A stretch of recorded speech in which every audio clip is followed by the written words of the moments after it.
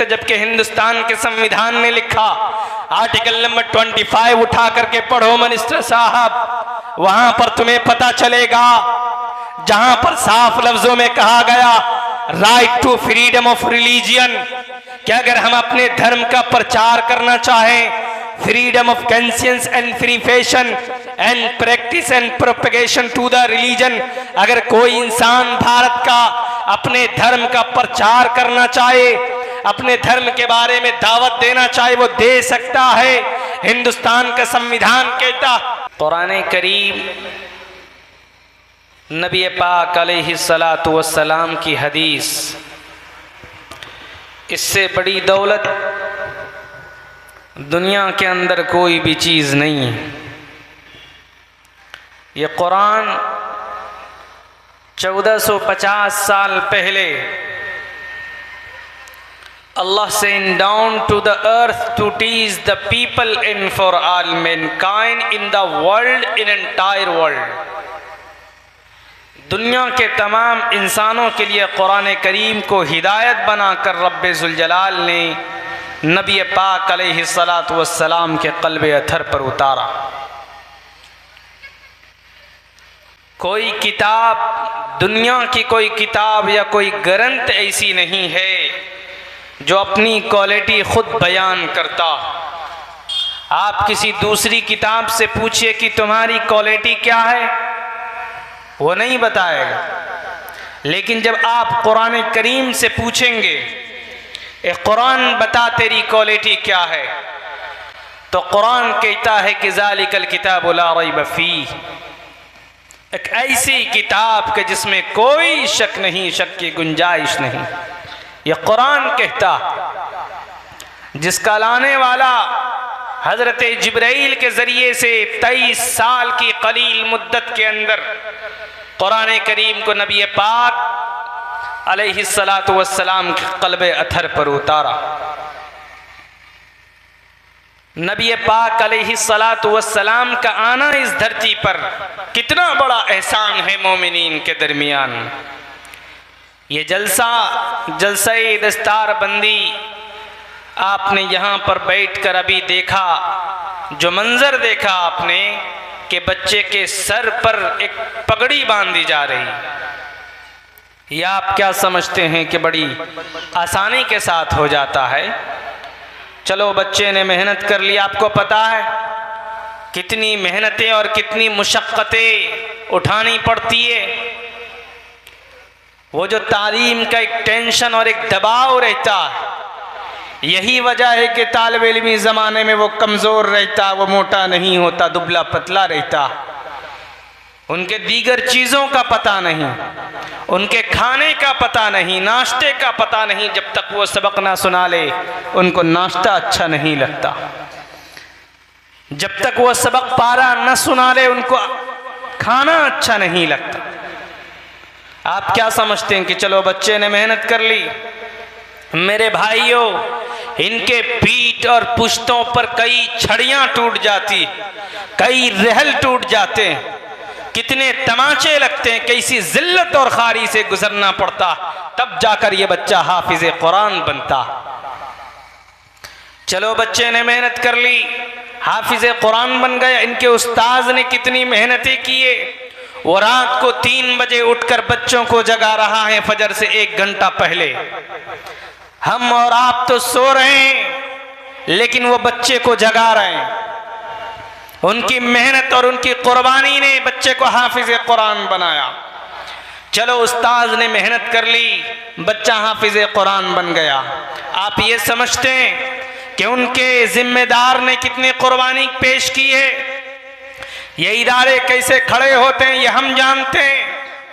एक शख्स ने मुझसे सवाल किया कि मौलाना फलां साहब ने मदरसा खोल लिया, आप जानते हैं इंग्लैंड से उसके पैसे आ रहे हैं और न मालूम किन किन वजूहात की बिना पर पैसे ले रहे हैं। हमने कहा कि खुलकर बताइए, इशारा मत कीजिए, जरा खुलकर बताइए क्या कहना चाहते हैं। हमने कहा कि 5 आदमियों के पेट को पालने के लिए तो हलाल और हराम की बात करते हैं, और जहां पर 200, 400, 300 बच्चे के खाने का इंतजाम करना, जरा तसव्वुर कीजिए कितना मुश्किल होता होगा। आपका कई बेटा मेहनत करता है घर के परिवार को पालने के लिए, और जहां पर बच्चे जिनके खाने का इंतजाम करना है, मुअल्लिमीन की तनख्वाहों का इंतजाम करना है, जरा तसव्वुर कीजिए कितना मुश्किल होता होगा। उन्होंने कहा कि हजरत वो मेरा मसला नहीं है। मैंने कहा मेरा मसला नहीं, यही मसला हर आदमी का है। वो चंद गिने चुने मुट्ठी भर लोग होते हैं जिनके ताउन से इदारा चलता है, और इनसे बड़ी तादाद तानो तशनी और तनकीद में लगी रहती है। लोगों में ये इसलिए कह रहा हूं कि इत्तेफाक से मेरे सामने एक हदीस गुजरी, मैंने पढ़ा, जिसमें नबी पाक अलैहिस्सलातु वस्सलाम ने इरशाद फरमाया, कुन आलिमन औ मुतअल्लिमन औ मुस्तमियान औ मुहिब्बन लहुम वला तकूनिल खामिस, के लोग आलिम बन जाओ। नबी पाक अलैहिस्सलातु वस्सलाम का इरशाद। इसी रिवायत को बैहक़ी ने जो दूसरी जगह नकल किया है उसमें साफ लफ्जों में वाज़ेह है, फरमाया कि लोग आलिम बन जाओ। अगर आलिम बनने की सलाहियत और ताकत तुम्हारे अंदर नहीं है, 60 साल 70 साल की उम्र हो गई है, तो आगे फरमाया औ मुतअल्लिमन, तालिब इल्म बन जाओ। आलिम नहीं बन सकते, 60 साल की उम्र हो गई, 50 साल की उम्र हो गई, जाओ जाकर के पढ़ो मदरसा तालीमुल कुरान में और सीखो कुरान मजीद और अल्लाह का कलाम। जाओ जाकर पढ़ो, तालिब इल्म तो बन सकते हो। आगे फरमाया अगर तालिब इल्म भी नहीं बन सकते तो सुनो, नबी पाक अलैहिस्सलातु वस्सलाम ने फरमाया औ मुस्तमियान, इनके मानने वाले बन जाओ, सुनने वाले बन जाओ। अगर ये भी नहीं कर सकते, आगे फरमाया औ मुहिब्बन लहुम, उनसे मोहब्बत करने वाले बन जाओ। ये 4 बनना पड़ेगा। नबी पाक अलैहिस्सलातु वस्सलाम ने इरशाद फरमाया अगर ये 4 में से कुछ नहीं बन सकते, वऊतीतुल इल्मल अव्वलीन वल आखिरीन, जिसे हजरत आदम अलैहिस्सलाम से लेकर क़यामत तक के जिसे उलूम दे दिए गए हो, वाजिज़ इज़हार करते हुए फरमाते हैं अगर ये 4 नहीं बन सकते, 5वां मोहम्मद के दामन में कोई रास्ता नहीं है। अगर 5वां बनोगे तो हलाक कर दिए जाओगे, वला तकूनिल खामिस फतुहलिक, अगर 5वां बनोगे तो हलाक हो जाओगे। ये जबान है, जबान रिसालत, मआत का इरशाद। ए लोगों, इस मजलिस में बैठकर अपने दिल के अंदर हाथ रख करके दिल में मुहासबा करो, क्या तुम आलिम हो? क्या तुम मुतअल्लिम हो?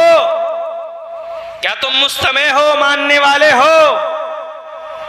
क्या तुम उनसे मोहब्बत करने वाले हो?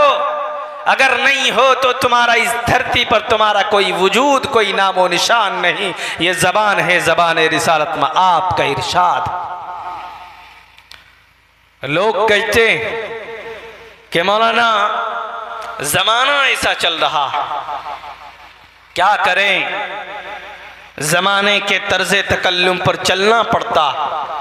आप याद कीजिए जिस वक्त मोहम्मद अलैहिस्सलाम की आमद हुई, उस वक्त मक्कतुल मुकर्रमा पूरे जज़ीरतुल अरब में बुराई आम हो चुकी थी। नबी पाक अलैहिस्सलातु वस्सलाम की आमद से पहले, ये तफसील एक बड़ी लंबी तफसील है, लेकिन बताना ये चाहता हूँ कि लोग समझते हैं कि मदारिस इस्लामिया सिर्फ तफक्कुह फिद्दीन का जरिया। आपको पता है मदारिस इस्लामिया ने इस दीन के मिल्लत की हिफाजत की। मदारिस इस्लामिया ने इस मुल्क के बसने वाले मुसलमानों के तहजीब की हिफाजत की। उन्होंने सकाफत को सजाया, उन्होंने तहजीब तमद्दुन को एक सिमत दिया। मदारिस इस्लामिया ने बड़ी जुर्रत के साथ एक बात कह देना चाहता हूँ, मदारिस इस्लामिया ने इस मुल्क के बसने वाले मुसलमानों के दीन और तहजीब की हिफाजत की है। अगर मदारिस न होते ये मुल्क आज़ाद न होता, अगर मदारिस के उलमा न होते तो हिंदुस्तान की आज़ादी नहीं हो पाती।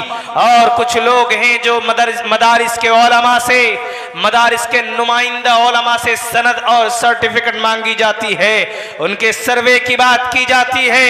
मैं उन जाहिलों से स्टेज से कह देना चाहता हूँ, लोगों अगर तुम्हें तारीख मालूम न हो, पहले पढ़ लो, फिर बोलो, फिर किसी बात के बोलने की जुर्रत करो। आपको तारीख मालूम होनी चाहिए, 30,000 उलमा ने अपनी गर्दनें कटा दी इस मुल्क हिंदुस्तान की आज़ादी के लिए, और 50,000 उलमा ने इस मुल्क को आज़ाद कराने के लिए अपनी गर्दनों को सूलियों पर लटक करके जामे शहादत को नोश किया है। ये सिर्फ मदारिस के उलमा ने ये काम किया है। मैं इन जाहिलों से कहना चाहता हूँ, अगर तुम्हें तारीख मालूम न हो उलमा की तो जाओ, जाकर के पढ़ो, माल्टा के कैद खाने के अंदर चले जाओ, मौलाना फजले खैराबादी की तारीख को जाकर के पढ़ो, और जाओ इंडिया गेट के दरो दीवार पर जाकर के पढ़ो, वहां पर भी 65,000 फ्रीडम फाइटर ऑफ मुस्लिम का नाम लिखा हुआ। इस देश को आजाद कराने वाले कौन थे? ये मुसलमान थे। ये मैं इसलिए कह रहा हूं कि लोग मायूस होते जा रहे हैं। अवाम तो दरकिनार, खवास में मायूसी आ रही, उलमा में मायूसी आ रही, कायदीन की सफों में मायूसी छाती चली जा रही। लोगों मायूसी का शिकार नहीं होना। अमीर शरीयत राबे मौलाना मिन्नतुल्लाह रहमानी और अमीर शरीयत साबे मौलाना वली रहमानी रहमतुल्लाहि अलैह और अमीर शरीयत सामिन मुफक्किर मिल्लत हजरत मौलाना अहमद वली फैसल रहमानी, ये वो चटाई है जहां से जरूरत की, अजीमत की, हौसलों की, ललकार की आवाज इस मुल्क को दिया गया है। तारीख मालूम न हो, नोट कीजिए, नसबंदी का जमाना, जबानों पर ताले, अगर बोलता है तो खानका का सज्जादा नशी मौलाना मिन्नतुल्लाह रहमानी आवाज लगाता है। और बिहार ही नहीं, मुल्क हिंदुस्तान भर में और दिल्ली के अंदर ऐसा सहम जाता है पूरा दिल्ली कि इंदिरा गांधी जैसी ताकतवर वजीर आजम हरकत में आ जाती है, परेशान हो जाती है, मुल्क का नक्शा बदलता है और नसबंदी के खिलाफ कानून तो पास करना चाहे लेकिन नहीं होता। मौलाना वली रहमानी रहमतुल्लाहि अलैह इन्हीं मदारिस इस्लामिया के लिए 3 फरवरी 2002 को नामूसे मदारिस इस्लामिया कन्वेंशन जामिया रहमानी में बुलाकर मुल्क के बड़े बड़े कायदीन, उलमा, सुलहा, समाज के बासर तबके को बुला करके वाजपेयी जी को यह पैगाम दे दिया था कि वाजपेयी जी बहक कर न बोला कीजिए कि दहशतगर्दी मदरसे में है। एक मदरसे का निशान आप बता सकते हैं, वो नहीं बता सके। वाजपेयी जी ने अपने बयान को बदला और द हिंदू टाइम में वो बयान शाये हुआ। दुनिया ने देखा उस दुर्वेश आलिम रब्बानी, उस मुखलिस कायदे दौरा की एक आवाज पर मुल्क का नक्शा बदला है। लोगों यकीन जानिए, चले गए अमीर शरीयत राबे और साबे, सबको जाना है कायनात का निजाम नहीं टिकने वाला, ये चलता रहेगा। लोग समझते हैं कि मदारिस इस्लामिया सिर्फ तफक्कुह फिद्दीन का जरिया। आप याद कीजिए 1947 का जमाना, आप में से बहुत सारे लोगों ने देखा या कम अज कम पढ़ा हो। इनमें कौन रहबरी करते नजर आ रहे हैं? 1857 का चीफ कमांडर कौन? मौलाना कासिम नानोतवी रहमतुल्लाहि अलैह। और उसका अमीर जिहाद कौन? हाजी इमदादुल्लाह महाजिर मक्की रहमतुल्लाहि अलैह। हर सफ के अंदर यही जमाना, देखते चले जाइए। इनमें कौन रहबरी करते नजर आ रहे? दिल्ली की जामे मस्जिद में खड़े होकर। और कौन नजर आ रहे आगरा में, और कौन नजर आ रहे सहारनपुर देवबंद में, और कौन नजर आ रहे मुंगेर की सरजमीन पर मुख्तलिफ मकामात में उलमाए देवबंद आपको नजर आएंगे। और अमीर शरीयत राबे मदारिस इस्लामिया के लिए और इस मुल्क के आज़ादी के लिए एक बार नहीं 2-2 बार जेल के सलाखों के अंदर बंद हुए। और अगर तुम कहीं पर नजर आते हो तो वही कासालेसी, तमल्लुकबाजी और उन्हीं आरएसएस के लोग, और वही लोग जो आज तुम उनके सामने फिर रहे हो। और आज अपने ताकत के नशे में, गुरूर में आकर तुम ये समझते हो कि मुल्क हिंदुस्तान हमारा। मैं कहता हूं कि नहीं नहीं, ये मुल्क हिंदुस्तान हमारा है, ये हम सबका मुश्तरका वतन है। ये हमें भी मालूम होना चाहिए, उम्मत को भी मालूम होना चाहिए, और उम्मत की नई नस्ल को ये सबक, ये पैगाम सुबह शाम अपने घरों में दिया जाना चाहिए, ताकि उनमें जुर्रत बाकी रहे, हौसला बाकी रहे, हिम्मत बाकी रहे। रटा दो ये जुमला अपनी औलाद को, ताकि उनमें ताकत और हौसला बाकी रहे। लोगों में मायूसी आती जा रही, अल्लाह से और कुरान से हमारा रिश्ता कमज़ोर होता जा रहा है। कुरान एक ऐसी किताब कि जिनमें हमें और आपको एक रास्ता मिलता है, एक मंजिल जो हमें चाहिए कुरान वो बताता है। बुराई का जो रास्ता होता है वो बहुत सहल रास्ता होता है, बहुत आसान रास्ता होता है, लेकिन अच्छाई का जो रास्ता होता है वो बहुत कठिन और बहुत मुश्किल होता है। आप मोहम्मद रसूलुल्लाह के ज़माने को उठा करके देख लीजिए, मोहम्मद की सीरत को पढ़ करके देख लीजिए, आपको पता चलेगा कि मोहम्मद रसूलुल्लाह ने इस उम्मत के लिए कितनी परेशानियां बर्दाश्त की। आज अगर हम लोग बोलते हैं मदारिस के लिए या कुरान के लिए, तो कुछ लोगों के पेट में दर्द होने लगता है जनाब। कुछ लोग कहते हैं कि मदारिस को बंद करो, ये जितने भी गवर्नमेंट के अंदर ये मदरसे हैं, इन मदरसे में ताले लगा दिए जाएं। कहा था ना शाम के मिनिस्टर साहब ने, वो बयान आपने सुना होगा।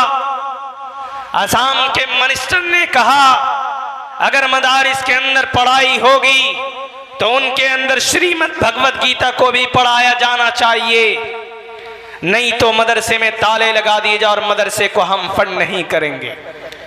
मैं पूछना चाहता हूं असम गवर्नमेंट से, कितने पैसे देते हो मदारिस के अंदर फंड करते हुए? जितने भी मदारिस की बिल्डिंगें खड़ी है, उत्तर प्रदेश के अंदर हो या बिहार के अंदर हो या बंगाल या असम की बिल्डिंगें हो, हम 2 रोटी खाने के बजाय 1 रोटी खाते हैं और 1 रोटी बचाकर हम मदरसे को देते हैं, तब जाकर ये मदरसे की बिल्डिंगें खड़ी। तुम बहुत बोलते हो कि मदरसे के अंदर दहशतगर्दी की तालीम होती, तुम बहुत बोलते हो कि मदरसे के अंदर जिहाद की बात कही जाती। अच्छा क्या है भाई मदरसे के अंदर? तुम बहुत बोलते हो, क्या है मदरसे के अंदर, क्या पढ़ाया जाता है? मदरसे के अंदर तो यही पढ़ाया जाता है ना, अल्हम्दुलिल्लाहि रब्बिल आलमीन। कुरान खोलेंगे, कुरान का पहला वर्ड पहले सफ़े के अंदर क्या नजर आता है? अल्हम्दुलिल्लाहि रब्बिल आलमीन, तमाम तारीफ़ें अल्लाह के लिए। अच्छा हमारे कुरान में ये है कि तमाम तारीफ़ें अल्लाह के लिए, तो तुम्हारे पेट में दर्द होने लगता।